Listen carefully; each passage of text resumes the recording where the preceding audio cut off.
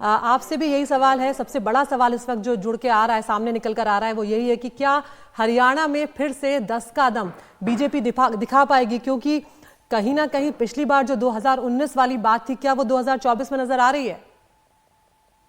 देखिए, हरियाणा एक ऐसा स्टेट है जो आप सही कह रही थी कि एक बेलवेदर स्टेट के रूप में लिया जा सकता है।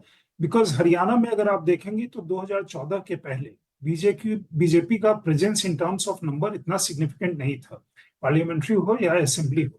उसके बाद जो उफान आया है, जो गेन किया है बीजेपी ने, तो अब सरकार की एक 10 साल की इनकम्बेंसी हो गई। उसकी प्रो इनकम्बेंसी भी हो सकती है, एंटी इनकम्बेंसी भी हो सकती है।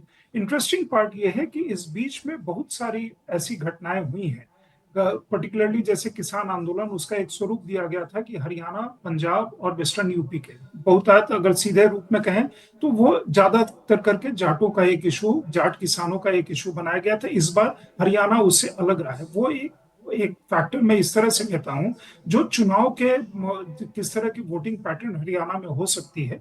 दूसरी ये है कि हरियाणा में बीजेपी का जो मेजर बेस रहा है, सबसे सिग्निफिकेंट बेस, वो है नॉन जाट पार्टीज का।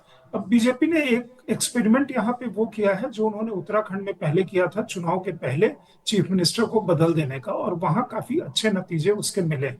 अभी यहाँ नायब सिंह सैनी आए हैं, कुछ दिनों के बाद असेंबली इलेक्शन भी होने जा रहा है। उन्होंने इतना कॉन्फिडेंस वो दिखाया कि साथ में उन्होंने जो उनके अलाई थे, जो उनको अपने से थोड़ा अलग कर दिया, दरकिनार कर दिया।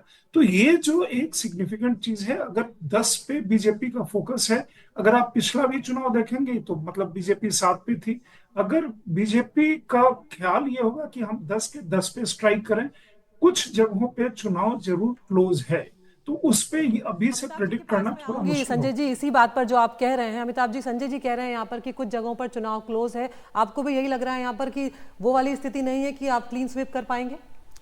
देखिए, जाट समाज में नाराजगी है थोड़ी बहुत, और कांग्रेस पार्टी जाट, दलित और मुस्लिम इन समाजों का एक गठजोड़ बनाने की कोशिश कर रही है। इन तीनों समाजों की आबादी वहाँ पर 50% के लगभग है।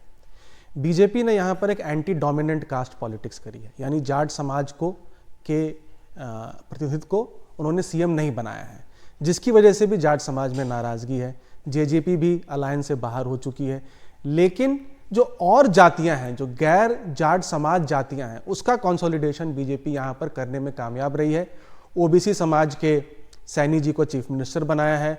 ओबीसी समाज का 73% वोट जो है वो भाजपा को 2019 के लोकसभा चुनाव में मिला था। और भाजपा की जो उम्मीद है कि जो जाट वोट है वो कांग्रेस, आईएनएलडी और जेजेपी, इन तीनों पार्टियों में बंट सकता है, जिसका फायदा भाजपा को मिल सकता है 2024 के चुनाव में।